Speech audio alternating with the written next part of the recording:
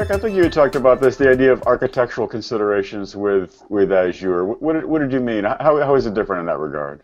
Yeah, so like Greg was saying, just about the pricing, most customers, they also don't architect their applications in necessarily the best way all the time, right? So we all know this, especially as consultants. We go in and see all sorts of nasty sort of implementations and code bases. Which never they need you. happens. Yeah, it never happens. So what the cloud does is forces us in a lot of ways to think about these things that we should have always done, but we shortcutted it by throwing more hardware at it in a bigger box or something along those lines. And so we historically haven't really thought a lot about scaling out and scaling horizontally. We always, we often think about buying bigger boxes and bigger boxes instead of buying a lot of smaller boxes. And so in the cloud, it forces us to think about things like scaling out to get those those efficiencies and being able to really scale to our needs, because we have the upper limit of the size of the box. I can't go get a 16-core box in Azure. I can get an 8-core box, but not a 16-core box, stuff like that. Yeah. So it's not just that, but then it's things like debugging. I can't just walk up to a console of a server in my data center like I could do if my server was on-premise. It's kind of, I don't want to say it's a black box, but there are certainly, it is kind of a black box. And so I have to think about things like instrumenting my code, which I know I should have always done, but it's a lot easier. Now it's really important. Yeah, right.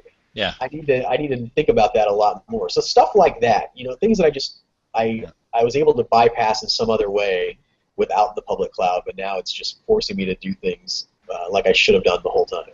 Yeah. I mean, along the same lines of the architectural considerations, I mean, Adam, the idea of the hybridization, I mean, maybe some companies won't be totally Azure. Maybe they're going to mix and match Azure with Amazon or whoever else. I mean, or even their own data centers, right? And I think Azure offers a lot of great opportunities for that with our our virtual networking capabilities and things like that. I think it's a great way to basically and here's the reality: there are a lot of existing applications in the world, right?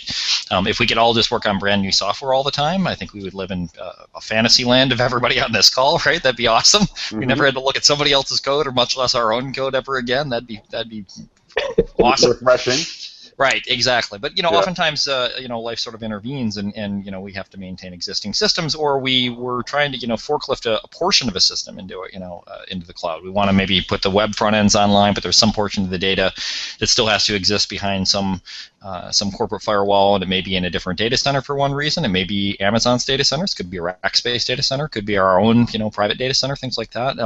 For a variety of reasons. Different industries have different sort of considerations around that, right? There's safe harbor laws you have to deal with in certain countries and things like that. And compliance issues. Yeah, compliance issues, great example, right? So all sorts of other stuff, right? And so, the hybridization opportunities, I think, with Azure to basically pick up a part of it and start to move it there, but still connect the dots of a pretty complicated system, I think, or it's hard to match that, I think, with the other providers, and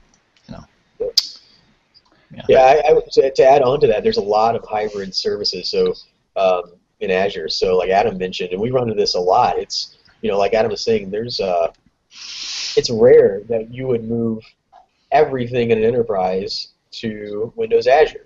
Like, I would say probably it's not rare, it's impossible. Like, no one does that. But oh, come on now, Microsoft does that. We've moved a lot, but it's various reasons. It's not everything, right? Sure. So maybe it's as simple as PCI data. Like, I can't move that to Azure.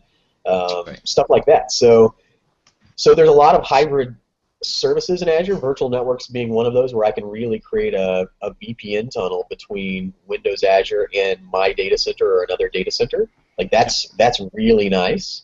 There's also things like Service Bus that allow me to bridge at an application layer and a messaging layer. There are services like Data Sync, for example, that will let me do that hybrid thing kind of at the data layer itself and just replicate or synchronize data across two different SQL servers or SQL databases. Mm-hmm. So there's a lot of services throughout Windows Azure that lets me that helps me with that hybrid scenario. Yep. The other one that I see with that is Directory. I see Active Directory along with the different tenants, like hooking up Office 365, and even some Exchange as well. Like, I'm getting that more and more, and then that's oftentimes, out of the last 6 months, I've had 3 clients that have gone to that first, and then they'll start doing more of their web apps, or as they move forward and start using that authentication mechanism.